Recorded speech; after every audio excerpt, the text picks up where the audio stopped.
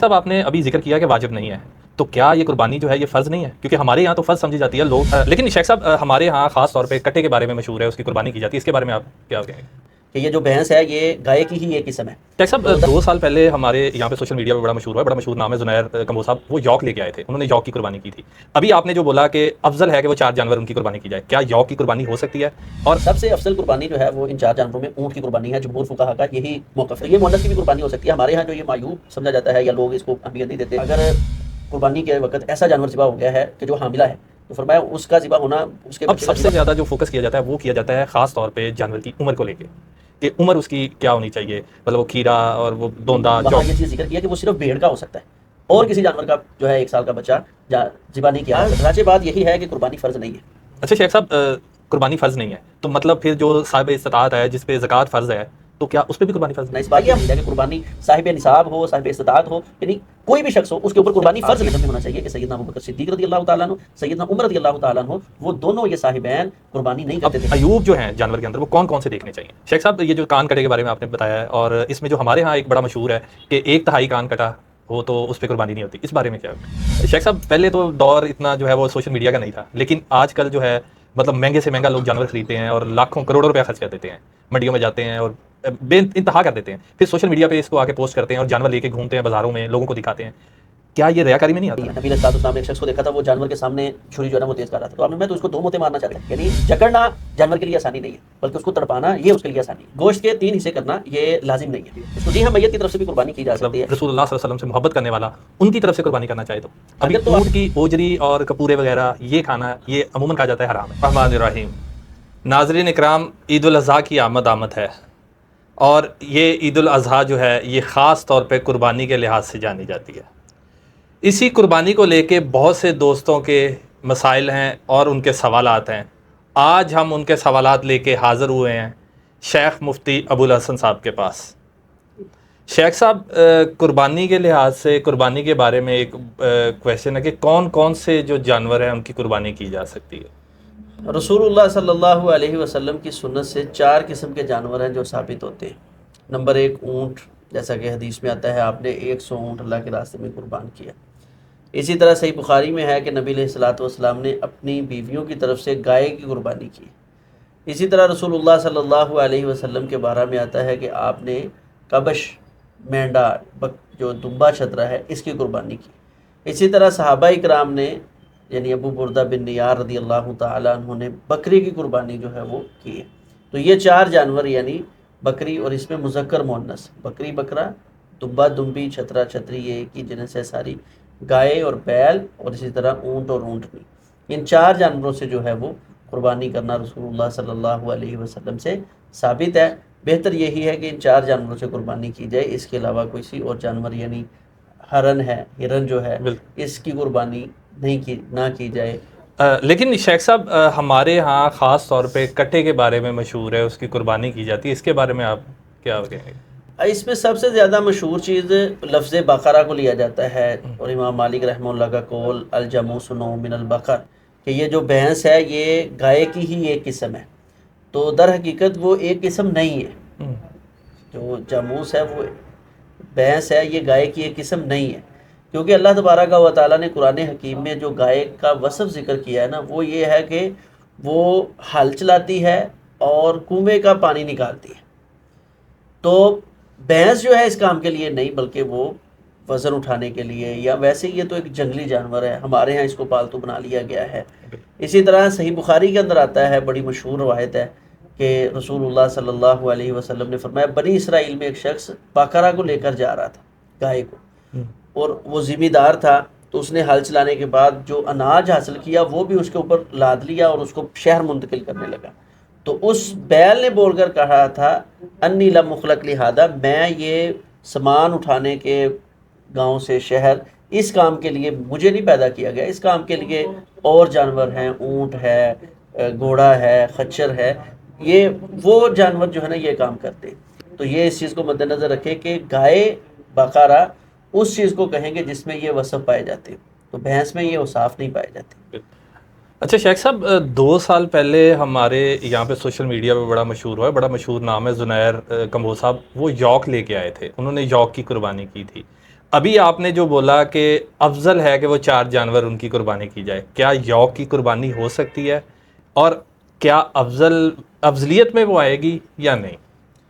ہاں، یاک جو ہے نا یہ بھی گائے کی ہی جنس ہے، یعنی گائے ہی ہے، کیونکہ اگر آپ اس کو عربی میں دیکھتے ہیں تو اس کو کہا جاتا ہے ثور التبت، جو تبت ملک ہے اس کا بیل، جیسے ہمارے ہاں ساہی وال کی گائے، ولیتی گائے، تو یعنی یاک ہمارے ہاں یہ لفظ مشہور ہو گیا یاک، جو اصل میں اس کو استعمال کیا جاتا ہے اہل عرب اس کو بیل ہی شمار کرتے ہیں، گائے ہی شمار کرتے ہیں، اسی لیے اس کا نام ثور التبت، یعنی تبت کا جو ہے بیل اور تبت کی گائے، تو گائے جب ثابت ہو گئی ہے ثور بقرہ کے تحت آ گئی ہے تو اس کی گائے قربانی کرنا درست ہے۔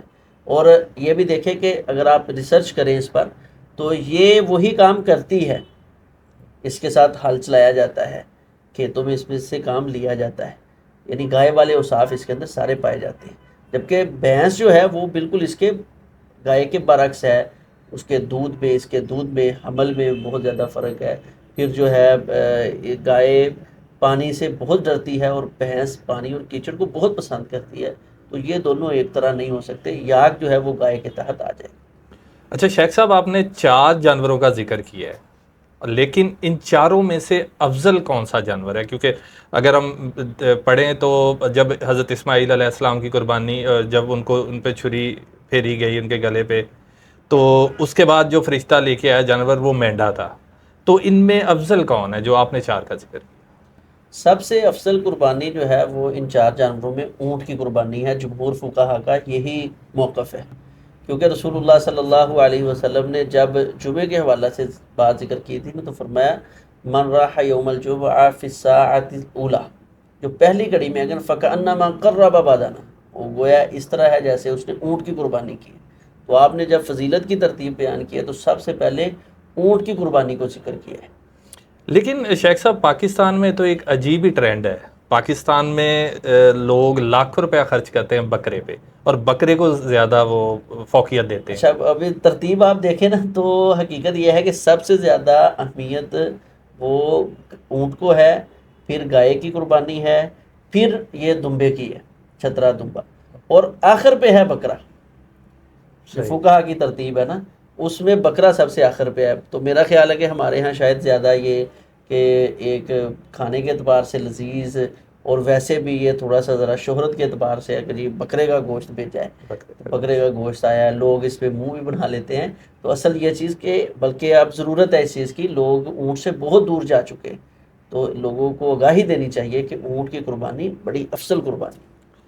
اچھا، یہ مونس جانور کے بارے میں کیا آپ کی رائے ہے؟ کیا اسلام کیا کہتا ہے مونس جانور کی قربانی؟ مونس بھی کی بھی قربانی درست ہے، سیدنا علی رضی اللہ تعالیٰ عنہ سے جب سوال کیا گیا تھا تو انہوں نے سورہ انعام کی یہی آیات جن میں اللہ تبارک و تعالیٰ نے 8 جانوروں کا ذکر کیا ہے، یعنی 4 جانور اس کے جوڑے جوڑے ہیں، وَمِنَ الْبَقَرِ اثْنَيْنِ وَمِنَ الْإِبِلِ اثْنَيْنِ وَمِنَ الْمَعْزِ اثْنَيْنِ وَمِنَ الضَّأْنِ اثْنَيْنِ، تو یہ اللہ نے 2 ہی قرار دیے ہیں، یعنی ابل اونٹ کا جوڑا، اونٹ اور اونٹنی، گائے کا جوڑا بیل اور گائے، اسی طرح بکرے کا جوڑا دمبا، بکرا اور بکری، اور دمبا اور دمبی، چھترا یا چھتری، تو یہ مونس کی بھی قربانی ہو سکتی ہے۔ ہمارے ہاں جو یہ معیوب سمجھا جاتا ہے یا لوگ اس کو اہمیت نہیں دیتے یا کہتے ہیں مکروہ انداز میں جو ہے نا اس کو لیتے ہیں، یہ چیز اچھی نہیں ہے، بلکہ رسول اللہ صلی اللہ علیہ وسلم کی حدیث ہے، آپ نے فرمایا کہ جو زکوٰۃ الجنینی زکوٰۃ امہ، اگر قربانی کے وقت ایسا جانور ذبح ہو گیا ہے کہ جو حاملہ ہے تو فرمایا اس کا ذبح ہونا، اس کے بچے کا ذبح ہونا بھی وہی ہے، تو اس کا مطلب ہے کہ حمل اور پیٹ میں بچہ وہ مونس کا ہی ہوتا ہے، تو اگر شریعت اسلامیہ میں مونس مناسب نہیں ہوتی تو آپ فوراً کہہ دیتے کہ بھئی ایسا درست نہیں ہے کہ مونس کی قربانی کریں۔ بالکل۔ اچھا، یہ تو جانوروں کی افضلیت بھی ہوگی، ساری چیزیں ہوگی، اب سب سے زیادہ جو فوکس کیا جاتا ہے وہ کیا جاتا ہے خاص طور پہ جانور کی عمر کو لے کے، کہ عمر اس کی کیا ہونی چاہیے، مطلب وہ کھیرا اور وہ دوندا چوگا، یہ ساری چیزیں اس میں آ جاتی ہیں، اس کے بارے میں ذرا تفصیل کریں۔ صحیح مسلم میں رسول اللہ صلی اللہ علیہ وسلم کا ارشاد گرامی، آپ نے فرمایا لا تذبحوا الا مسنہ، تم قربانی کے لیے کوئی بھی جانور ذبح نہ کرو سوائے اس جانور کے جو مسنہ ہو۔ مسنہ کہتے ہیں یہ ہمارے ایک دانت ہوتے ہیں دودھ والے، اور ایک اس کے بعد ٹوٹ کے، یہ ہمارے بھی 7 8 سال 10 سال کے بچوں کے اس طرح ہوتا ہے۔ تو جانوروں میں بھی اسی طرح ہی ہوتا ہے کہ سال 1.25 سال 1.5 سال کے بعد جانور کے جو دودھ والے دانت ہوتے ہیں وہ گرتے ہیں، اور 2 2 کر کے گرتے ہیں۔ تو پہلے 2 دانت گریں تو اس کو 2 دانتا کہتے ہیں، پھر 2 دانت گر جائیں تو اس کو چوگا جیسے، اور پھر گر جائیں تو چھکا، پھر وہ اگلے 2 گریں یا نہ گریں وہ چھکے کے اندر ہی شمار ہوتا ہے۔ تو نبی علیہ الصلوۃ والسلام نے 2 دانتا جانور جو ہے اس کی شرط لگائی ہے کہ یہ الا ان یاسر علیکم، مگر یہ کہ تمہارے اوپر تنگی ہو جائے، فتذبحوا جزاۃ من اللہ۔ تو فرمایا اگر تنگی ہو، تنگی کی 2 صورتیں ہیں کہ آپ کے پاس جتنی اللہ نے آپ کو کیپیسٹی، استطاعت، طاقت دی ہے اس میں 2 دانتا جانور مل نہیں رہا، یا ویسے ہی منڈی میں 2 دانتا جانور ختم ہو گئے، آپ کے علاقے میں اب 2 دانتے جانور سارے ختم ہو چکے، تو پھر فرمایا فتذبحوا جزاۃ من الظان، پھر آپ جو ہے زان کا، بھیڑ کا جزا جو ہے وہ کر سکتے ہیں، یعنی 1 سال کا، جسے ہمارے یہاں پکا کھیرا کہا جاتا ہے۔ تو یعنی یہاں پر عمر میں نبی علیہ الصلوۃ والسلام نے جہاں پکا کھیرے کی بات کی ہے وہاں یہ چیز ذکر کی ہے کہ وہ صرف بھیڑ کا ہو سکتا ہے، اور کسی جانور کا جو ہے 1 سال کا بچہ ذبح نہیں کیا جا سکتا، اگرچہ کہ تنگی بھی ہو، پھر نہ قربانی کرے، کوئی فرض اور واجب نہیں ہے۔ اگر بھیڑ کا مل جاتا ہے تنگی کی صورت میں تو اس کی قربانی کرنا درست ہے۔ اچھا شیخ صاحب، آپ نے ابھی ذکر کیا کہ واجب نہیں ہے، تو کیا یہ قربانی جو ہے یہ فرض نہیں ہے؟ کیونکہ ہمارے یہاں تو فرض سمجھی جاتی ہے، لوگ تو قرض اٹھا کے اور ادھر ادھر سے بلکہ پتہ نہیں کیا کیا جتن کرتے ہیں قربانی کرنے کے لیے۔ راجع بات یہی ہے کہ قربانی فرض نہیں ہے، نبی علیہ الصلوۃ والسلام نے اس کو سنت المسلمین قرار دیا ہے، اس کی اہمیت بہت زیادہ ہے۔ یہ چیز کہ فرض ہے یا سنت ہے، مستحب ہے، اس سے بہتر یہ ہے کہ اس پر ہمیں غور کرنا چاہیے کہ اس کی اہمیت کیا ہے۔ اہمیت یہ ہے کہ رسول اللہ صلی اللہ علیہ وسلم نے اپنی زندگی میں ہجرت کے بعد کبھی قربانی کو نہیں چھوڑا، آپ نے مستقل قربانی کی ہے۔ اب یہ ایک مسئلہ ہے کہ ایک شخص قربانی نہیں کر سکا، جیسے آپ بتا رہے ہیں کہ اس کے لیے مشکل ہے یا اس کے لیے قربانی کرنا مشکل ہے، یعنی پیسے تو ہیں اس کے پاس لیکن وہ قربانی نہیں کر سکتا، اور کئی ایک مسائل ہیں، تو کوئی مسئلہ نہیں ہے، یہ فرض اور واجب نہیں ہے بلکہ ایک مستحب اور سنت عمل ہے، تو اس کو سنت سمجھتے ہوئے وہ آدمی کو کرنی چاہیے، اگر نہیں کر سکا تو انشاءاللہ اس پر کوئی حرج نہیں۔ اچھا شیخ صاحب، قربانی فرض نہیں ہے تو مطلب پھر جو صاحب استطاعت ہے جس پہ زکوٰۃ فرض ہے تو کیا اس پہ بھی قربانی فرض نہیں؟ یہ ہمارے ہاں آج کل اس چیز کو بڑا ہائی لائٹ کیا جاتا ہے، جس صاحب نصاب پر جو ہے نا قربانی فرض ہے، قربانی فرض نہیں ہے۔ اب میں آپ کو ایک موٹی سی مثال دیتا ہوں، صحیح مسلم کی جو روایت ہے، سیدہ ام سلمہ رضی اللہ تعالی عنہا اس روایت کی راویہ ہیں، بیان کرتی ہے کہ رسول اللہ صلی اللہ علیہ وسلم نے فرمایا اذا رأیتم ہلال ذی الحجہ، جب تم میں سے کوئی شخص ذوالحجہ کا چاند دیکھ لے، یعنی ذوالحجہ طلوع ہو جائے چاند، تو فرمایا وَأَرَادَ أَحَدُكُمْ أَن يُضَحِّيَ، اور تم میں سے کوئی شخص ارادہ رکھتا ہے کہ وہ قربانی کرے۔ اب اگر فرض ہے تو نبی علیہ الصلوۃ والسلام نے یہ کہنا تھا وَأَرَادَ أَحَدُكُمْ أَن يُضَحِّيَ، اس کو بندے کے ارادے کے ساتھ تو معلق نہیں کرنا تھا نا، پھر آپ نے کہنا تھا جس پر قربانی فرض ہے وہ اپنے ناخن اور بال نہ کاٹے۔ تو یہ نبی علیہ الصلوۃ والسلام کا اپنی امت کے ارادوں پہ اس کو معلق کر دینا اس بات کی دلیل ہے کہ قربانی صاحب نصاب ہو، صاحب استطاعت ہو، یعنی کوئی بھی شخص ہو، اس کے اوپر قربانی فرض نہیں ہے۔ اہمیت بہت زیادہ ہے قربانی کی، اس کو مد نظر رکھے، لیکن اگر کوئی شخص قربانی نہیں کر سکا یا اس نے نہیں کی تو اس کو تان کا نشانہ بنانا بھی درست نہیں ہے۔ اگر آپ تان کا نشانہ بنائیں گے تو پھر آپ کے علم میں ہونا چاہیے کہ سیدنا ابوبکر صدیق رضی اللہ تعالیٰ عنہ، سیدنا عمر رضی اللہ تعالیٰ عنہ، وہ دونوں یہ صاحبین قربانی نہیں کرتے تھے، اکثر و بیشتر چھوڑ دیتے تھے، اور وجہ یہی بیان کرتے تھے کہ لوگ ہماری وجہ سے قربانی کو فرض نہ سمجھ لیں، ہم قربانی کا جانور ذبح کرنے کی بجائے جو ہے گوشت لے کر وہ تقسیم کر دیتے ہیں، تاکہ لوگ اس چیز کو سمجھ لیں کہ قربانی سنت طریقہ ہے، فرض اور واجب نہیں ہے۔ تو جب سیدنا ابوبکر عمر رضی اللہ تعالیٰ عنہما نے یہ عمل ہمیں بتا دیا، ہم پھر وہیں بزد ہوں، نہیں جی صاحب نصاب پہ فرض ہے، صاحب استطاعت پہ فرض ہے، پھر استطاعت یہ ہے، نہیں جی ہر مسلمان پر فرض ہے، نہیں جی اس طرح، تو یہ ہمارے تکلفات ہیں، ان سے نکلنا چاہیے۔ اہمیت لوگوں کو بیان کرنی چاہیے کہ نبی علیہ الصلوۃ والسلام کی پسندیدہ یہ سنت ہے، کیونکہ آپ نے اس کو کبھی چھوڑا نہیں۔ اچھا شیخ صاحب، عیب دار جو جانور ہیں ان کی قربانی نہیں ہوتی، اب عمر تو ایک آپ نے بڑی خوبصورتی سے بیان کر دیا عمر کے بارے میں. اب عیوب جو ہیں جانور کے اندر وہ کون کون سے دیکھنے چاہیے؟ پہلی چیز تو یہ ہے کہ انسان کو، کیونکہ اللہ کے قربانی قرب سے ہے، اللہ کا قرب پانے کے لیے ہم نے جانوروں کو ذبح کرنا ہے، تو اس میں انسان کو خوبصورت، انتہائی صاف ستھرا اور انتہائی پیارا جو ہے وہ جانور لینا چاہیے. کوشش کرنی چاہیے کہ کسی قسم کا عیب نہ ہو. لیکن کیونکہ ایک مسئلہ ہے، مسئلے کی صورت میں جب ہم دیکھیں گے تو پھر ہم عیوب کی دو قسمیں بنائیں گے. ایک ہے شرعی عیب اور ایک ہوگا عرفی عیب، یعنی ہمارے عرف عام میں جس کو عیب مانا جاتا ہے.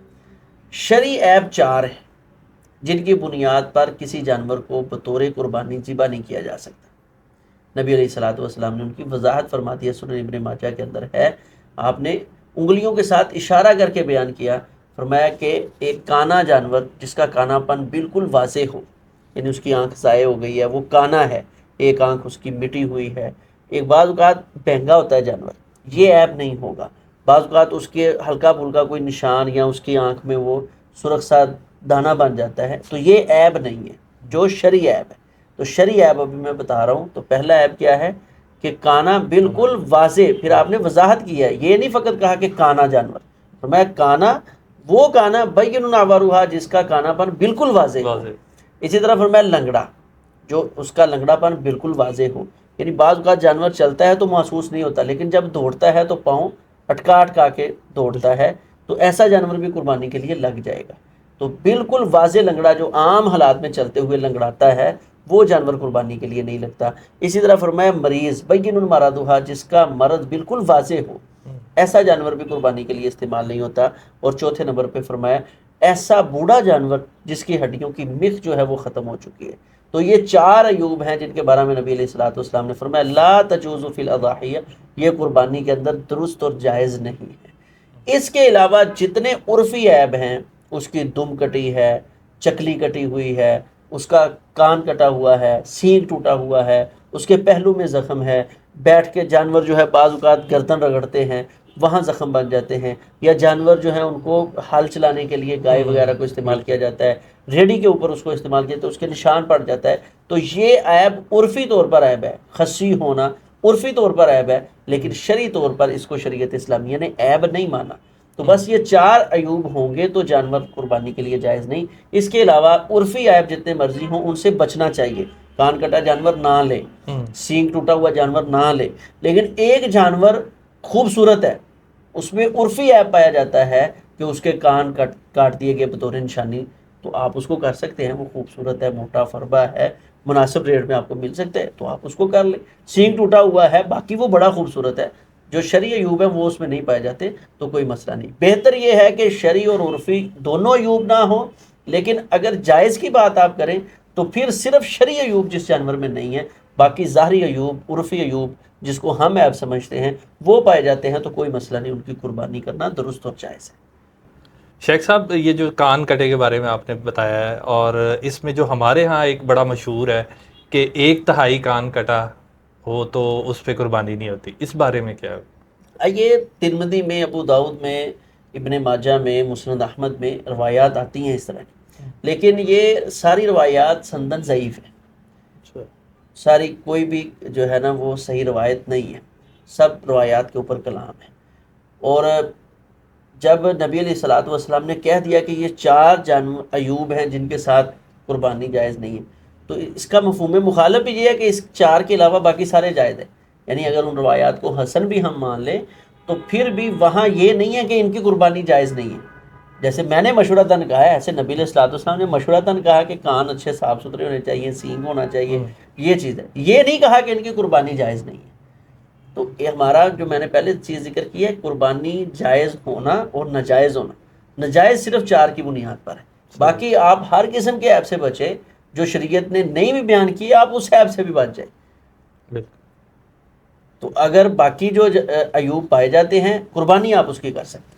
اچھا، اسی طرح اگر پیدائشی جانور جو ہے اس کے کان ہی نہیں ہے، یا اس کی ایک ٹانگ نہیں ہے، یا اس طرح کا کوئی پیدائشی مسئلہ ہے، تو کیا اس جانور کی قربانی ہو سکتی ہے؟ کان تو عیب ہے نہیں، شرعی عیب نہیں ہے کان کا کٹنا، سینگ نہ ہونا یا سینگ کا ٹوٹ جانا، یہ ہاں ایک جانور پیدا ہوا اس کی ایک ٹانگ نہیں ہے، اب لامحالہ جب وہ چلے گا تو لنگڑا کے چلے گا، یہ نہیں ہو سکتا کہ 3 ٹانگوں والا صحیح چل رہا ہو، وہ لنگڑا کے چلے گا۔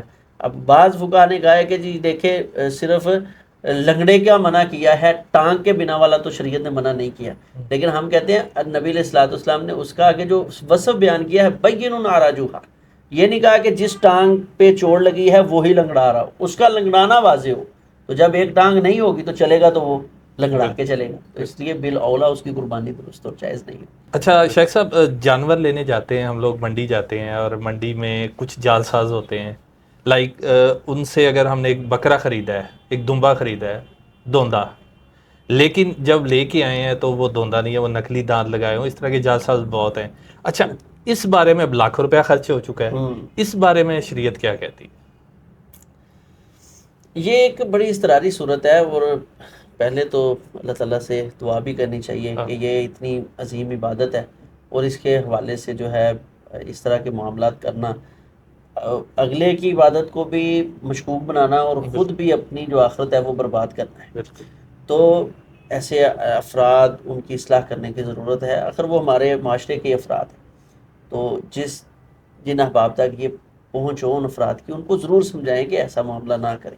باقی ہے کہ یہ صورت کہ اگر اس صورت میں وہ لے کر آ گیا ہے جیسے لاہور میں یا کسی بڑے شہر میں، اب دوبارہ جانور ان کو بیچنا اور خریدنا یہ بہت مشکل بلکہ ناممکن کے قریب ہوتا ہے، تو ایسا شخص جو ہے وہ اضطراری صورت میں پھر ایسا جانور ذبح کر لے، انشاءاللہ اللہ تعالیٰ اس کے اضطرار کو مد نظر رکھتے ہوئے اس کی یہ قربانی قبول کر لیں گے، کیونکہ اس نے جان بوجھ کر یا ہوتے ہوئے تو نہیں، وہ تو اپنی نیت کے اعتبار سے 2 دانتا جانور خرید کے لایا تھا، تو اب وہ اضطراری صورت آ گئی ہے، تو اضطراری صورت میں انشاءاللہ اس کے لیے رخصت ہوگی۔ بہتر ہے اگر وہ اس کو بیچ سکتا ہے، فروخت کر سکتا ہے اس کا متبادل، یا وہاں بھی وہ بیپاری موجود ہے تو اس کو جا کر بتا سکتا ہے کہ بھئی آپ نے میرے ساتھ جال سازی کی ہے تو اس کو جو ہے واپس کر لے۔ لیکن اگر یہ ساری کوئی بھی کیفیت نہیں بن سکتی تو پھر وہ اسی کی قربانی کر لے، بے شک وہ کھیرا ہے تو انشاءاللہ اس کی قربانی ہو جائے گی انشاءاللہ۔ اسی سے ریلیٹڈ بہت زیادہ ایک مسئلہ جو ہے وہ درپیش ہوتا ہے لوگوں کو کہ جانور خرید لیتے ہیں، کچھ دور دراز علاقوں سے، گاؤں سے آتے ہیں، ڈالوں میں، ٹرکوں میں یا ہنڈائی وغیرہ میں۔ اچھا جب جانور کو اتارتے ہیں تو کچھ ڈر جاتے ہیں، کچھ اس طرح کے مسئلے ہوتے ہیں، تو جانور جو ہے اس میں کوئی نہ کوئی مطلب کوئی زخم ہو جاتا ہے، کوئی نہ کوئی چیز مطلب ڈیمیج آپ کہہ لیں ایک حساب سے، تو کیا اس جانور کی قربانی جائز ہے پھر؟ ہاں اگر ایسے جانور میں شرعی عیوب بھی آ جائیں نا، یعنی اس کی ٹانگ ٹوٹ گئی ہے یا جو ہے اس کے کان آنکھ کا کوئی مسئلہ بن گیا ہے، تو خریدنے کے بعد اگر عیب پیدا ہو جائے تو فقہا کے نزدیک اس کی قربانی درست اور جائز ہے، وہ قربانی ہو سکتی ہے۔ وہی بات کہ اس نے تو اپنی نیت کے اعتبار سے اچھا صاف ستھرا جانور خریدا تھا، قربانی کے اوصاف کا مالک جانور خریدا تھا، اب ایک قدرتی طور پر اتفاقی طور پر اس کے ساتھ یہ حادثہ پیش آ گیا ہے، تو اب اس کو دوبارہ منتقل کرنا، اس کے عوض خرید کر لانا یہ اس کے لیے مشکل ہو جائے گا، تو بہتر ہے اگر وہ کر سکتا ہے تو تبدیل کر لے، اگر نہیں کر سکتا تو انشاءاللہ اس کی قربانی جو ہے درست اور جائز۔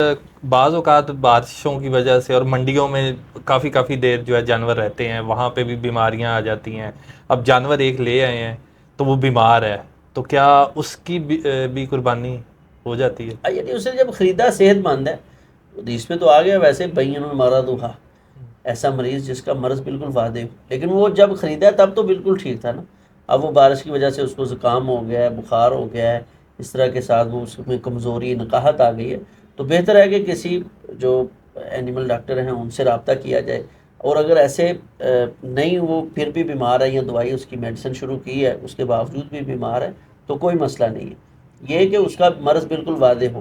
یہ ہے کہ بعض اوقات اس کا ہمارے ہاں دانے ڈال دیتے ہیں، ساتھ پانی ڈال دیتے ہیں تو اس کا جو ہے نا معدہ خراب ہو جاتا ہے، تو اس صورت میں یہ وہ مرض نہیں ہے جس مرض کی وجہ سے جو ہے نا جانور قربانی کے لائق نہیں ہوتا، تو خریدنے کے بعد اگر اس طرح کے کچھ چیزیں لاحق ہو بھی جائیں تو انشاءاللہ اس کا جو قربانی کرنا درست اور جائز ہے۔ شیخ صاحب پہلے تو دور اتنا جو ہے وہ سوشل میڈیا کا نہیں تھا، لیکن آج کل جو ہے مطلب مہنگے سے مہنگا لوگ جانور خریدتے ہیں اور لاکھوں کروڑوں روپیہ خرچ کر دیتے ہیں، منڈیوں میں جاتے ہیں اور بے انتہا کر دیتے ہیں، پھر سوشل میڈیا پہ اس کو آ کے پوسٹ کرتے ہیں اور جانور لے کے گھومتے ہیں بازاروں میں، لوگوں کو دکھاتے ہیں. کیا یہ ریاکاری میں نہیں آتا؟ اصل میں ہم کسی کی نیت پہ شک نہیں کر سکتے. پہلی چیز یہ سمجھے کہ یہ جلدی سے کسی پر ریاکاری کا فتویٰ لگا دینا یہ درست نہیں ہے. دیکھیں اللہ تعالیٰ فرماتے ہیں لن تنالوا البر حتیٰ تنفقوا مما تحبون. تم کبھی نیکی کو پا ہی نہیں سکتے حتیٰ کہ تم وہ چیز خرچ کرو جو تمہیں پسند ہے. تو ایک جانور خوبصورت ہوگا تو وہ زیادہ پسند ہوگا. اگر اللہ تعالیٰ نے ایک بندے کو وسعت دی ہے، طاقت دی ہے، استطاعت دی ہے، تو وہ خوبصورت سے خوبصورت جانور خریدتا ہے تو اس کو قربان کرتا ہے. یہ بہترین اس کا عمل ہے. لیکن اس میں یہ دیکھیں جیسے ہمارے یہاں کہتے ہیں نیکی کا دریا میں ڈال، تو اب کا جو ہے نا مقولہ مشہور ہو رہا ہے نیکی کار اور فیس بک پہ ڈال. تو یہ کام نہیں ہونا چاہیے. اپنے آپ کو یعنی جس طرح ہمیں اپنی نیتوں کو کسی کی نیتوں پہ ہمیں شک نہیں کرنا چاہیے، اسی طرح ہر انسان کو یہ چاہیے کہ وہ کسی کو شک کرنے کا موقع بھی نہ دے. نبی علیہ الصلوۃ والسلام ایک رات رمضان المبارک کی رات تھی، اپنی بیوی آپ کی اعتکاف میں بیٹھے ہوئے تھے تو بیوی ملنے کے لیے آئی. اب جب واپس وہ جانے لگی تو رات کا کچھ حصہ کافی بیت گیا تھا. آپ نے فرمایا ٹھہرے میں خود آپ کو چھوڑ کے آتا ہوں. جیسے ہی آپ مسجد نبوی سے باہر نکلے تو دو صحابہ پاس سے گزرے، آپ کو دیکھ کر وہ تیز ہو گئے. تو نبی علیہ الصلوۃ والسلام نے فرمایا بھی ٹھہرو تم دونوں ادھر. فرمایا یہ میری بیوی ہے. تو انہوں نے کہا سبحان اللہ یہ کیسا معاملہ ہے؟ فرمایا ان الشیطان یجری فی الانسان کما مجری الدم. شیطان جو ہے نا انسان کے جسم میں اسی طرح دوڑتا ہے جیسے خون دوڑتا ہے. یعنی آپ نے وہاں ان کو بدگمان ہونے سے بچایا ہے فوراً. تو ہمارا حق یہ بنتا ہے، اللہ نے ہمیں استطاعت دی ہے تو ہم وہ انداز نہ اپنائیں کہ لوگ ہمیں کہیں یہ ریاکار ہے. لوگوں کی باتوں سے بچنا یہ بھی بہت ضروری ہے. جیسے نبی علیہ الصلوۃ والسلام نے فرمایا عائشہ میرا دل کرتا ہے کہ میں بیت اللہ کو اپنے باپ ابراہیم کی بنیادوں پر رکھوں. انہوں نے جب تعمیر کیا تھا 2 دروازے تھے، قریش نے ایک دروازہ کر دیا، دونوں دروازے زمین کے بالکل برابر تھے تو انہوں نے دروازہ اونچا کر دیا، حتیم باہر رہ گیا. تو میں یہ سارا ابراہیم علیہ الصلوۃ والسلام کی بنیادوں پر بناؤں، لیکن کیوں نہیں بنایا؟ فرمایا لوگ کیا کہیں. تو لوگوں کا خیال عبادات کرتے ہوئے کرنا چاہیے. اسی طرح آپ دیکھیں کہ نبی علیہ الصلوۃ والسلام مسجد میں آئے ہیں، دیکھا ایک رسی لٹک رہی ہے، یہ فرمایا یہ زینب کی ہے، تو آپ نے اس رسی کو کاٹ دیا. میں ایسے نہ کرو، یعنی یہ تکلفات یہ معاملات نہیں کرنے چاہیے. اللہ نے آپ کو استطاعت دی ہے، خوبصورت سے خوبصورت جانور خریدیں، مہنگے سے مہنگا جانور خریدیں، اللہ کے قرب پانے کے لیے اس کو ذبح کریں. وہ اتنا ہی زیادہ ہمارے لیے آپ کے لیے بہتر ہوگا. لیکن ریاکاری بھی اتنا ہی سنگین گناہ ہے، اس لیے اس سے بچنا چاہیے. کوشش کرنی چاہیے کہ میری طرف سے کوئی ایسا تاثر نہیں جانا چاہیے کہ جس سے لوگ یہ سمجھے کہ شاید میں یہ ریاکاری کی بنیاد پہ عمل کر رہا ہوں. شیخ صاحب ابھی ایک بکرا لیا ہے ماشاءاللہ، اور بھانجا جو میرا ہے وہ بڑا بضد ہے کہ بکرے کو گھنگرو وغیرہ ڈالنے ہیں اور گانیاں وغیرہ ڈالنی ہیں. شریعت اس بارے میں کیا کہتی ہے؟ قربانی کے جانور کی آرائش وغیرہ کی جا سکتی ہے، زیب و زینت اس کی جا سکتی ہے، اس میں نشانات لگائے جا سکتے ہیں، جو ہے گانی وغیرہ ڈال لیں. یعنی بعض ہمارے لوگ اس میں کہتے ہیں جی کہ فضول خرچی میں چیزیں آتی ہیں، ایسی چیز نہیں. یعنی ٹھیک ہے اگر آپ اس کو خوبصورت کرنا چاہتے ہیں، کوئی بچوں کا شوق ہے تو وہ پورا کیا جا سکتا ہے. ہاں جو گھنگرو ہے اس میں اصل میں وہ گھنٹی ہوتی ہے تو اس سے بچنا چاہیے. شوقیہ طور پہ رسول اللہ صلی اللہ علیہ وسلم نے جانور کے ساتھ گھنٹی لٹکانے سے منع کیا ہے اور فرمایا کہ یہ کیونکہ یہ آواز شیطان کو بڑی پسند ہے تو اس لیے شیطان کی پسندیدہ آواز اس سے نکال دیں، باقی جو ہے وہ پہنا لیا جائے، اس کو خوبصورت کر لیا جائے تو اس میں انشاءاللہ شرعی طور پر کوئی قباحت نہیں ہوگی. اچھا شیخ صاحب، آ گیا قربانی کا جانور بھی لے لیا ہم نے، خرید لیا، سب کچھ لے آئے، اب عید کا دن آ گیا ہے. ٹائمنگ کیا ہے ایگزیکٹ قربانی کی؟ قربانی کے لیے جو اصل ٹائم ہے وہ آپ کے علاقے میں نماز عید کا ہونا. جیسے ہی نماز عید ہوئی السلام علیکم ورحمۃ اللہ، السلام علیکم ورحمۃ اللہ، تو آپ اپنے جانور کو ذبح کر سکتے ہیں. اچھا آپ کے علاقے میں ہونا بس شرط ہے، آپ کا نماز عید پڑھنا ضروری نہیں ہے. آپ نہیں پڑھ سکے نماز عید، سوئے رہ گئے ہیں، اٹھے ہیں تو پتہ چلا اسلام پھر گیا ہے، وہ قربانی کرنی تو آپ جانور ذبح کر سکتے ہیں، کوئی مسئلہ نہیں ہے. مطلب یہ جو مطلب ایک بندے کو ہم بھیج دیتے ہیں جاؤ جا کے، ایک گھر میں ہوتا ہے نا آج کل، کیونکہ ویسے بھی جتنے بھی کسائی وغیرہ ہیں یہ بڑی ان کی شارٹیج ہوتی ہے، بڑی تیزی ہوتی ہے ان میں، تو ایک بندے کو بھیج دیتے جاؤ یار عید کی نماز پڑھو, اور جیسے ہی سلام پھیرے ہمیں فون کر دینا. کیا پھر یہ اس میں جائز آ جاتا ہے؟ قربانی جائز ہے لیکن سب کو چاہیے عید کی نماز پڑھے. اصل چیز یہ ہے کہ عید کی نماز پڑھے. لیکن اگر کسی شخص نے نماز نہیں پڑھی, جیسے مثال کے طور پر ایک عورت نے قربانی کرنی ہے اور اس کو ایام مخصوصہ آئے ہوئے, تو وہ اپنی قربانی کب کرے گی؟ تو وہ لوگوں کے اعتبار سے ہی جب, یعنی اصل اس میں ہمارے ہاں یہ سمجھا گیا ہے کہ عید کی نماز پڑھنا شرط ہے قربانی کے لیے. تو عید کی نماز پڑھنا شرط نہیں ہے, بلکہ عید کی نماز کا ہونا. نبی علیہ الصلوۃ والسلام نے فرمایا تھا من ذبح قبل الصلاۃ, جس نے نماز ہونے سے پہلے جانور کو ذبح کر لیا, فلی نفسی ہی, تو اس نے صرف گوشت کے لیے اس کو ذبح کیا ہے, اس نے وہ بطور قربانی اور اللہ کی رضا کے لیے اس کو ذبح نہیں کیا. شیخ صاحب اس میں ایک نا کویسچن ریز ہوتا ہے کہ ایک بندہ عید کی نماز ہی نہیں پڑھتا ہے, اور تو اس نے نماز نہیں پڑھی ہے, پھر وہ قربانی بھی کر رہا ہے, ٹھیک ہے, اور قربانی کرتے ہوئے اس نے آ کے اپنے جو بھی کسائی ہے, کسائی سے زیادہ کروا رہے ہیں لوگ, خود تو مطلب قربانی نہیں کر رہے, چھری نہیں پھیر رہے ہیں, تو پھر کسائی نے بھی عید کی نماز نہیں پڑھی ہوگی. اس میں پھر وہ ڈبل چیزیں نہیں آ جاتی, ایک آپ نے نماز ہی نہیں پڑھی اور آپ قربانی کر رہے ہو اللہ کی راہ میں؟ نہیں, یہ دیکھیں کہ آپ کے اوپر فرض ہے 5 نمازیں, وہ 5 نمازیں آپ نے پڑھی. نماز کی جس طرح قربانی کی بڑی اہمیت ہے, اسی طرح نماز عید کی بڑی اہمیت ہے. لیکن آپ یہ نہیں کہہ سکتے کہ جو بندہ نماز عید نہیں پڑھتا اس کی قربانی نہیں ہو سکتی. میں نے ابھی مثال دیا, جیسے ایک عورت ایام کی حالت میں اس کی طرف سے قربانی کرنی ہے تو کیسے کریں گے؟ قربانی تو ہو جائے گی اس کی طرف سے. شیخ صاحب اس میں ایک اور بھی چیز آ جاتی ہے, ایک بندہ ہے وہ گاؤں میں رہتا ہے اور اس نے اپنا قربانی میں حصہ ڈالا ہوا ہے شہروں میں جو نماز عید کی ہوتی ہے وہ کمپیریٹیولی جو گاؤں میں اس سے جلدی ہو جاتی ہے, لائک 6 بجے ہو جاتی ہے, گاؤں میں 7:30 8 بجے یہ ٹائم عموماً ہوتے ہیں. تو کیا اس کی قربانی ہو گئی جس نے حصہ شہر ڈالا ہوا ہے؟ جی, کیونکہ اصل میں دیکھیں من ذبح قبل الصلاۃ ہے, نماز سے پہلے. تو جہاں شہر میں نماز جو ہے عید کی پہلے ہو جائے گی, تو یہاں لا محالہ قربانی بھی پہلے ہو سکتی ہے, کوئی مسئلہ نہیں ہے. یعنی جیسے میں نے پہلے ذکر کیا نا, نماز آدمی کا پڑھنا شرط نہیں ہے, نماز کا ہونا شرط ہے. تو جب ایک علاقے میں نماز ہو گئی ہے, ان کی وہ اپنی قربانگاہ میں اجتماعی قربانیاں کر رہے ہیں, تو یہ قربانیاں ساری درست ہیں, اس میں کوئی بات. مثال کے طور پر 6 لوگوں نے حصہ ڈالا ہے, ان میں 7واں جو شخص ہے وہ عورت آ گئی, اب قربانی کرنی ہے, اس نے نماز پڑھی نہیں, اب کیا کریں؟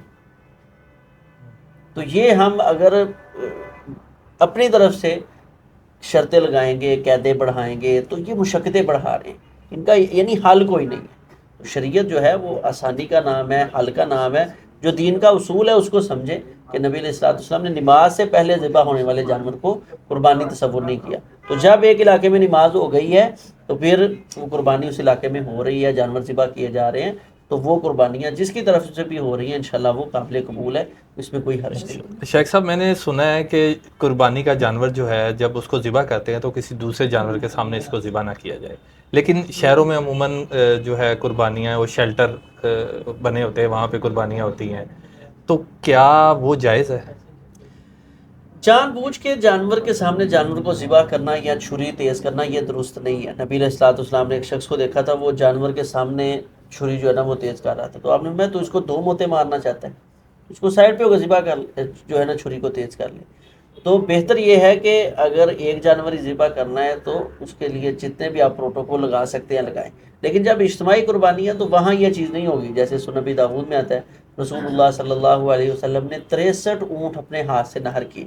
تو سیدنا جابر فرماتے ہیں میں دیکھ رہا ہوں کہ ہر اونٹ دوسرے اونٹ پہ کود کے آ رہا ہے کہ پہلے میں اللہ کے رسول کے ہاتھوں قربان ہو جاؤں. تو یہ اس کا مطلب ہے ایک دوسرے کے سامنے تو آپ ان کو نہر کر رہے تھے. تو یعنی ایسی صورت ہو جہاں یہ مشقت ہے کہ ہر جانور کو الگ الگ نہیں کیا جا سکتا, تو وہاں انشاءاللہ جو ہے اس چیز کی رخصت ہے. ہاں یہ صورت ہے کہ ایک جانور آپ نے ذبح نہیں کرنا, مثال وہ حصے دار کہتے ہیں جی ہم آئیں گے تو ذبح کروائیں گے, تو آپ اس کو سائڈ پہ کہیں جو ہے نا باندھ دیں, پھر اس کو بالکل سامنے کر کے اس کو نہ کہ وہ ادھر پریشان اور جو ہے نا تکلیف کے اندر رہے, اس کو سائڈ پہ کر دیں. جو آپ نے سارے جانور ذبح کرنے ہیں ان کو ایک جگہ پہ اکٹھا کر کے ذبح کرنا شروع کر دیں, تو کوئی مسئلہ نہیں ہے انشاءاللہ. اس سے نبی علیہ الصلوۃ والسلام سے اسوہ سے اس کی اجازت ملتی ہے. ہمارے یہاں دیکھا جاتا ہے کہ جیسے ہی یہ عید الاضحیٰ آتی ہے, قربانی کا دن آتا ہے, تو بہت سے موسمی کسائی بھی جو ہیں وہ بھی آ جاتے ہیں.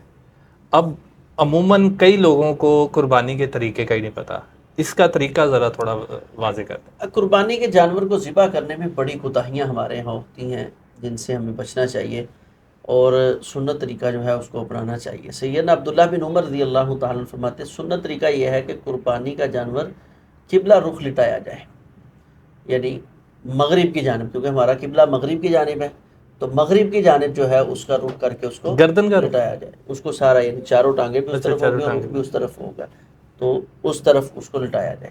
پھر اس کے بعد چھری جو ہے یقینی طور پر تیز ہونی چاہیے، تو اس جانور کے جو ہے کوشش کی جائے کہ یہ جو حلق کی ہڈی ہوتی ہے اس کے درمیان میں برابر میں رکھ کے چھری کو ایک دفعہ چلانے سے وہ ساری اس کی رگیں کٹ جائیں۔ اب یہاں پر ہمارے ہاں جو ہوتی ہے قباحت وہ یہ ہے کہ جانور کو اتنا مضبوطی سے باندھ دیا جاتا ہے کہ وہ بالکل حرکت نہ کرے، تو یہ اچھا نہیں ہے۔ جانور کو مضبوطی کے ساتھ پکڑیں، لیکن جب ذبح کریں تو اس کو ڈھیلا چھوڑ دیں تاکہ وہ اچھے طریقے سے تڑپے، یعنی جکڑنا جانور کے لیے آسانی نہیں ہے، بلکہ اس کو تڑپانا یہ اس کے لیے آسانی ہے۔ تڑپے گا تو اس کا خون اچھے طریقے سے نکلے گا، تو جیسے ہی چھری پھیر دی جائے تو اس کو تھوڑا سا ڈھیلا کر دیا جائے تاکہ اس کا خون جو ہے وہ تیزی سے، جو دم مسفوح ہے، جو بیماریوں کا سبب ہے، حرام خون ہے، وہ سارا خارج ہو جائے۔ اور پھر ہمارے ہاں اکثر آپ نے بھی دیکھا ہوگا کہ وہ بالٹی ساتھ رکھتے ہیں، جیسے ہی چھری پھیری تو اوپر پانی ڈالنا شروع کر دیتے ہیں۔ اب تو پائپ لگا کے لوگ جو ہے نا اس کو جلدی جلدی گردن صاف، تو یہ بھی عمل اچھا درست نہیں ہے، بلکہ اس کا خون بہنے دے۔ جب ہم پانی ڈالتے ہیں تو جو خون کی رفتار ہے وہ کم ہو جاتی ہے، اور دم مسفوح جو مضر خون ہے وہ جسم کے اندر، گوشت کے اندر ہی رہ جاتا ہے، تو اس کو بھی اچھے طریقے سے بہنے دے۔ پھر آپ نے دیکھا ہوگا وہ چونچ ڈال کے جو چھری کی ہے نا سرا، تو اس کے ساتھ وہ تڑپاتے ہیں، جس کو حرام مغز کہا جاتا ہے، وہ توڑنے کی کوشش، منکا کہا جاتا ہے، اس کو توڑتے ہیں، تو یہ بھی نہیں توڑنا۔ بلکہ نبی علیہ الصلوۃ سیدنا عبداللہ بن عمر رضی اللہ تعالیٰ فرماتے ہیں کہ اچھے طریقے سے رگیں کاٹ کے جب وہ حلق کی ہڈی نظر آ جائے تو پھر اس چھری کو اٹھا لیا جائے۔ اب خون کو اچھے طریقے سے بہنے دے، اس کو تڑپنے دے اچھے طریقے سے۔ یہاں بڑے کسائی ہے نا، مہارت دکھاتے ہیں، جی میرا ہاتھ بڑا نرم ہے، وہ ایک مرتبہ سارا منکا توڑ کے وہ بے سود اس کو ڈال دیتے ہیں، نہ وہ تڑپتا ہے، نہ اس کا خون نکلتا ہے، اور نہ وہ اچھے طریقے سے صاف ہوتا ہے۔ تو جانور کو تڑپانا ہے، تھوڑا سا سانس لینا ہے۔ لوگ بات کہتے ہیں جی آپ کو جانور ہی نہیں ذبح کرنے آتا، اتنا ٹائم لگا دیا، پچھلے سال کسائی آیا تھا اس نے تو 1 منٹ میں جانور ذبح کر۔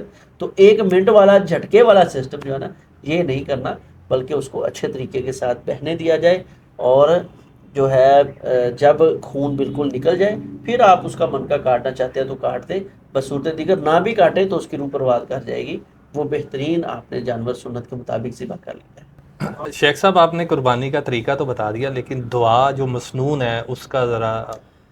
سنن نبی داود میں روایت آتی ہے، حسن درجے کی ہے، کہ جب جانور کو لٹا دیا جائے تو اس کی طرف پھر جو ہے نا وہ دعا پڑھی جائے مسنون، انی وجہت وجہی للذی فطر السماوات والارض حنیفا وما انا من المشرکین ان صلاتی ونسکی ومحیای ومماتی للہ رب العالمین لا شریک لہ وبذلک امرت وانا اول المسلمین۔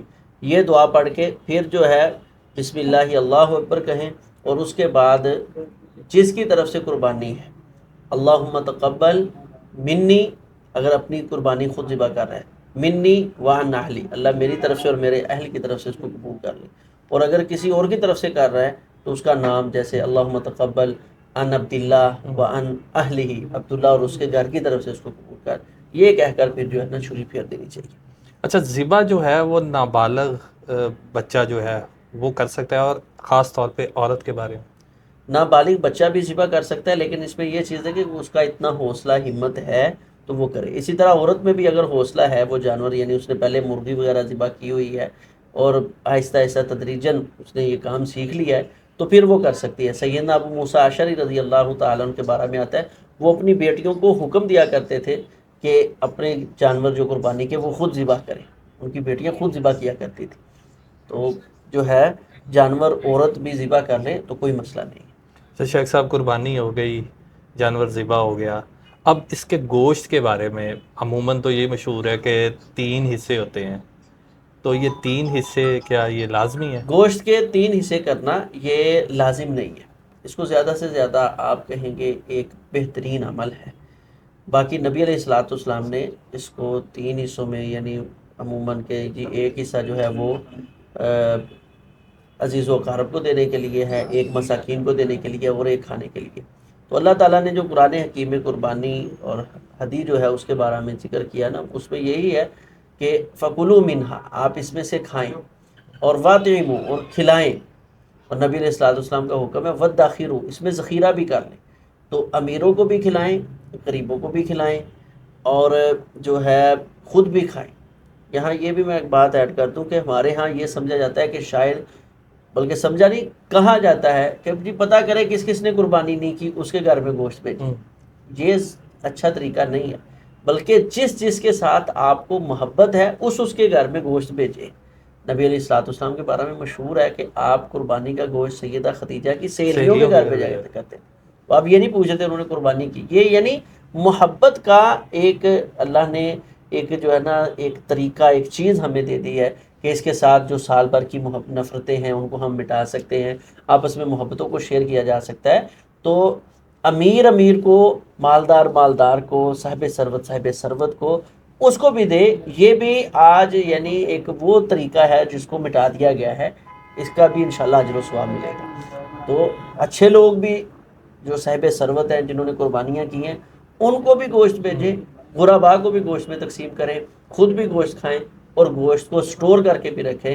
نبی علیہ الصلوٰۃ والسلام نے یہ سارے جو ہے نا اعمال بتائے ہیں۔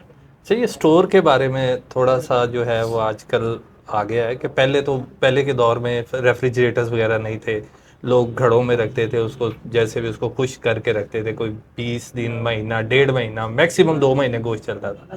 اب لوگ جو ہے وہ ایک عید سے لے کے اگلی عید تک جو ہے اسٹور کر لیتے ہیں، کیا یہ جائز ہے؟ شریعت میں اس کی اجازت موجود ہے، سال پورا بھی گوشت رکھا جا سکتا ہے، کوئی مسئلہ نہیں۔ اور یہ ہم سمجھتے ہیں کہ شاید مہینہ 2 مہینے، وہاں بھی جب اس کو خشک کر لیا جاتا تھا 6 مہینے چلتا تھا، سال اس کو محفوظ کر کے سٹور کر کے چلا لیتے، تو محفوظ کر کے چلایا جا سکتا ہے۔ لیکن اس میں یہ چیز ذہن میں رکھیں کہ یہ نہ ہو کہ اپنے عزیز و اقارب، رشتہ دار یا قرب و جوار میں رہنے والے محلے دار، وہ بیچارے عید کے دنوں میں بھی گوشت سے محروم ہوں اور ہم پورے سال کے لیے جو ہے نا محفوظ کر کے بیٹھے ہوں۔ آپ کو پتہ ہو کہ جب شریعت اسلامیہ نے سال بھر کی اجازت دی ہے تو اس سے پہلے شروع اسلام میں نبی علیہ الصلوٰۃ والسلام نے روکا تھا کہ قربانی کے 3 دنوں سے زائد کوئی بندہ جو ہے گوشت اپنے گھر میں ذخیرہ نہیں کر سکتا۔ اس کی وجہ کیا تھی؟ شارحین نے یہی وجہ ذکر کی ہے کہ تب ابھی غربت تھی، افلاسی تھی، کھانے والے زیادہ تھے اور قربانیاں کم تھیں، تو ہر شخص تک یہ گوشت پہنچ جائے، نبی علیہ الصلوٰۃ والسلام نے اس لیے پابندی لگائی تھی۔ تو اگر آج بھی ایسی صورتحال پیدا ہو گئی، جیسے اس بار غربت کے معاملات ہیں، مہنگائی زیادہ ہے، بڑے ایسے لوگ ہیں جو قربانی نہیں کر سکیں گے، تو ہم اس چیز کو مد نظر رکھیں کہ نبی علیہ الصلوٰۃ والسلام نے 1 سال کے لیے اجازت دی ہے، تو اپنی فریج جو ہے وہ بھرتے رہیں۔ یہ بھی سوچئے کہ نبی علیہ الصلوٰۃ والسلام نے اپنی زندگی میں 3 دن سے زائد بھی گوشت رکھنے سے منع کیا تھا۔ وجہ اگر آج وہ پائی جا رہی ہے تو چلیں ہم 3 دن سے زائد کی پابندی تو نہیں لگاتے کہ نہیں رکھ سکتے، لیکن اتنی ضرور تلقین کریں گے کہ ان غرباء تک ضرور پہنچائیں، پھر بچ جائے تو آپ اپنے لیے اس کو محفوظ کر لیں۔ شیخ صاحب، جانور تو ہم جو ذبح کرتے ہیں وہ اوبویسلی حلال ہوتا ہے، اور افضلیت جو ہے وہ بھی آپ نے بیان کر دی کہ کون کون سا افضل ہے۔ اب اسی جانور، لائک آپ نے افضل ترین کہا کہ اونٹ ہے، ابھی اونٹ کی اوجری اور کپورے وغیرہ یہ کھانا، یہ عموماً کہا جاتا ہے حرام ہے، یہ کوئی منطق سمجھ نہیں آتی۔ ایک روایت اصل میں آتی ہے کہ نہ اس میں اکراہ کے لفظ ہے، ناپسندیدگی کے، کہ مکروہ جانا گیا ہے کہ اس کا جو ہے نا ناڑو جو ہے اس کو کھایا جائے، جو یہ کپورے ہیں ان کو کھایا جائے، یا اس کی جو سینگ کھریاں وغیرہ ہیں ان کو کھایا جائے۔ تو اصل میں جو حلال جانور ہے نا اس کی کوئی چیز حرام نہیں ہے۔ اللہ تعالیٰ کا حکم ہے یا ایھا الناس کلوا مما فی الارض حلالا طیبا، لوگوں حلال اور طیب، طیب کا معنی کیا ہوتا ہے؟ پاک نہیں ہوتا، طیب کا معنی ہے لذیذ۔ جو حلال کے بعد آپ کو اچھی لگتی ہے، لذیذ لگتی ہے، وہ چیز کھائیں۔ جو آپ کو لذیذ نہیں لگتی وہ آپ نہ کھائیں، لیکن آپ کسی کے اوپر حرام نہیں کر سکتے۔ جیسے مثال کے طور پر ہم اگر کسی شخص کو کھال پکا کر دیں کہ آپ کھا لیں، تو کوئی کھانے کے لیے تیار ہوگا؟ کوئی بھی نہیں، کیونکہ ہمارے ہاں عموماً کھال پکا کے کھائی نہیں جاتی، لیکن کھال ہم کھاتے بھی ہیں غیر محسوس طریقے سے، پائے کے اوپر اس سے صرف بال ہی کھڑے ہوتے ہیں نا، تو کھال تو اس کے اوپر ہی ہوتی ہے، تب سب کھا لیتے ہیں خوشی کے ساتھ۔ تو اس کا مطلب ہے کہ اس انداز میں کھانا ہمارے لیے مکروہ نہیں ہے، ناپسندیدہ نہیں ہے، کیونکہ اس انداز میں ہم کھاتے ہیں۔ لیکن اگر اسی پہ قیاس کرتا ہوئے کوئی شخص عید والے دن کھال اتار کے اس کو بھون کے پکا کے کسی کے سامنے رکھ دے کہ بھائی جان کھال آپ تو کھاتے تو ہیں تو یہ بھی میری طرف سے بھی کھائیں، تو یہ مناسب نہیں، کیونکہ یہ حلال تو ہے لیکن طیب نہیں ہے۔ عام اس کو اس انداز میں کھانا ہمارے ہاں رواج میں نہیں ہے۔ جیسے نبی علیہ الصلوۃ والسلام کے پاس وہ گو یا سانڈا جو ہے پیش کیا گیا تو آپ نے ہاتھ پیچھے کر لیا، صحابہ نے فرمایا حرام ہے، فرمایا نہیں انی اکراہ، میں اس کو ناپسند کرتا ہوں۔ تو صحابہ نے فرمایا اللہ کے رسول مطلب آپ اس کو ناپسند کیوں کرتے ہیں؟ تو فرمایا یہ ہمارے ہاں کھایا نہیں جاتا، میرے علاقے میں پایا نہیں جاتا۔ تو یعنی جو چیز علاقے میں کھائی نہیں جاتی، رواج نہیں ہوتا، اس کو آپ مکروہ کہہ لیں، لیکن مکروہ کا معنی ہے کہ فی نفسی ہی وہ چیز حلال ہے، آپ کسی پر حرام نہیں کر سکتے۔ تو اسی طرح ایک شخص کو، آپ کو یا کسی بھی عالم دین کو یا کسی شخص کو پورے کھانا پسند نہیں ہے تو وہ نہ کھائے، لیکن کسی کے اوپر حرام نہیں کر سکتا کہ یہ کھانا حرام ہے، اس کی شریعت میں حرمت کی کوئی دلیل نہیں ہے۔ شیخ صاحب یہ میت کی طرف سے جو قربانی ہے کہ میت کی طرف سے، یعنی میرے کوئی والدین میں سے کوئی فوت ہو گیا ہے، کوئی بھائی کوئی بہن فوت ہو گئی، ان کی طرف سے قربانی کی جا سکتی ہے؟ جی ہاں، میت کی طرف سے بھی قربانی کی جا سکتی ہے، اس میں کوئی مسئلہ نہیں ہے۔ ہمارے ہاں اس کو ایک مارکۃ الحرام مسئلہ بنا دیا ہے۔ اس کی وجہ غالباً یہی ہے کہ وہ سیدنا علی رضی اللہ تعالیٰ عنہ کی روایت سند کے اعتبار سے ضعیف ہے، کہ جس میں انہوں نے جانور ذبح کیے تھے۔ تو پوچھا گیا کہ آپ نے 2 جانور ذبح کیوں کیے؟ انہوں نے کہا ایک میں نے نبی علیہ الصلوۃ والسلام کی طرف سے کیا ہے، آپ نے مجھے حکم دیا تھا کہ میری طرف سے جانور جو ہے نا وہ ذبح کرنا۔ تو نبی علیہ الصلوۃ والسلام سیدنا علی رضی اللہ تعالیٰ عنہ سے یہ روایت صحیح ثابت نہیں، تو ہمارے ہاں یہ مشہور ہو گیا ہے کہ قربانی میت کی طرف سے نہیں کی جا سکتی، جبکہ میت کی طرف سے قربانی کی جا سکتی ہے، کیونکہ قربانی ایک صدقہ ہے، تو صدقہ کرنے میں کوئی حرج نہیں ہے۔ اور اسپیشل اگر قربانی بھی ہم دیکھتے ہیں تو اس میں تو کسی کا اختلاف نہیں ہے کہ میت کی طرف سے حج کیا جا سکتا ہے، اور آپ کو پتہ ہے حج تمتع اور حج قران دونوں میں قربانی ہے۔ جب حج کریں گے تو میت کی طرف سے قربانی بھی کریں گے، تب سب جائز سمجھیں گے۔ تو ناجائز کی کیا دلیل ہے؟ یہ کسی کے پاس نہیں ہے۔ تو ہم کہتے ہیں کہ مطلق جو دلائل ہیں ان کو مد نظر رکھ کے صدقے کے دلائل جو ہیں، اسی طرح حج میں قربانی میت کی طرف سے ہوتی ہے، تو جب وہ قربانی ہو سکتی ہے تو عام دنوں میں قربانی کیوں نہیں ہو سکتی؟ یعنی جو اضحیہ جو عید کے موقع پہ، عید الاضحیٰ کے موقع پر اضحیہ ہے، وہ قربان کیوں نہیں ہو سکتا؟ اس کے ممانعت کی کوئی دلیل نہیں ہے۔ تو اس لیے میت کی طرف سے اگر کوئی شخص قربانی کرنا چاہتا ہے تو کر سکتا ہے، انشاءاللہ اس میں کوئی حرج نہیں ہے۔ اچھا، صحابی کو تو رسول اللہ صلی اللہ علیہ وسلم نے کہا کہ میری طرف سے آپ قربانی کر دیں۔ اگر آج کل کوئی مطلب رسول اللہ صلی اللہ علیہ وسلم سے محبت کرنے والا ان کی طرف سے قربانی کرنا چاہے تو؟ اگر تو آپ مجھ سے مشورہ لیں یا مسئلہ پوچھیں تو میں تو کہوں گا کہ جس کو اللہ نے استطاعت دی ہے اس کو ضرور کرنی چاہیے۔ اس کو تھوڑا اس کی وضاحت کر دیں۔ ہاں، اس کی وجہ یہ ہے کہ آپ دیکھیں نبی علیہ الصلوۃ والسلام نے ساری زندگی 2 جانور ذبح کیے۔ ایک جانور جب ذبح کرتے تھے تو فرمایا کرتے تھے اللہم تقبل منی وعن اہلی، اللہ میرے اور میرے اہل بیت کی طرف سے یہ جانور۔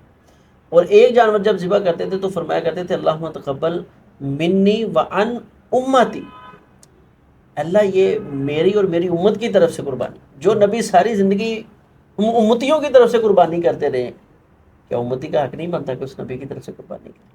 اور باپ کی طرف سے، پیاروں کی طرف سے ہم قربانی کیوں کرتے ہیں؟ ہمیں محبت ہے ان سے، کہ اگر وہ نیک ہے تو ان کے درجات بلند ہوں، اگر وہ گناہ گار ہیں تو ان کو اس کا ثواب پہنچے اور ان کے گناہوں میں تخفیف ہو جائے۔ تو نبی علیہ الصلوۃ والسلام کے درجات مزید بلند ہوں اللہ کی جنتوں میں، اس نیت کے ساتھ ہم نبی علیہ الصلوۃ والسلام کی طرف سے قربانی کرتے ہیں، تو اس میں کیا حرج ہے؟ تو اگر اللہ نے آپ کو استطاعت دی ہے تو کرنی چاہیے، اور اگر استطاعت نہیں دی یا آپ نہیں کرنا چاہتے تو کم از کم اس پہ تنقید نہ کریں۔ یہ ایک محبت کا انداز ہے تو اس کو اپنانا چاہیے، اور جو اپناتا ہے اس پہ تنقید نہیں کرنی چاہیے۔ یہ کوئی ایسا انداز نہیں ہے جو شریعت کی مخالفت میں ہے۔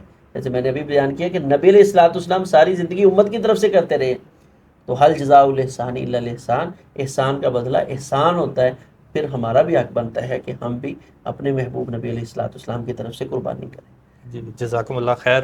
جی ناظرین، یہ کچھ سوالات تھے دوست احباب کے جو ہم لے کے شیخ صاحب کی خدمت میں حاضر ہوئے تھے، اور انشاءاللہ یہ تو پہلا حصہ ہے ہماری اس پوڈ کاسٹ کا، دوسرا حصہ بھی جلدی آئے گا جس میں ہم کچھ اور سوالات لے کے حاضر ہوں گے، اور اس میں ہم چاہیں گے کہ آپ بھی اپنے سوالات جو ہے وہ ضرور ہمیں بھیجیں۔ ہم نیچے کمنٹس میں اپنے سوالات دیں تاکہ ہم وہ شیخ صاحب سے پوچھیں اور قربانی کا یہ جو طریقہ ہے، قربانی یہ جو ہم کرنے جا رہے ہیں، احسن طریقے سے اس فریضے کو سر انجام دے سکیں۔ جزاکم اللہ خیر۔ السلام علیکم ورحمۃ اللہ۔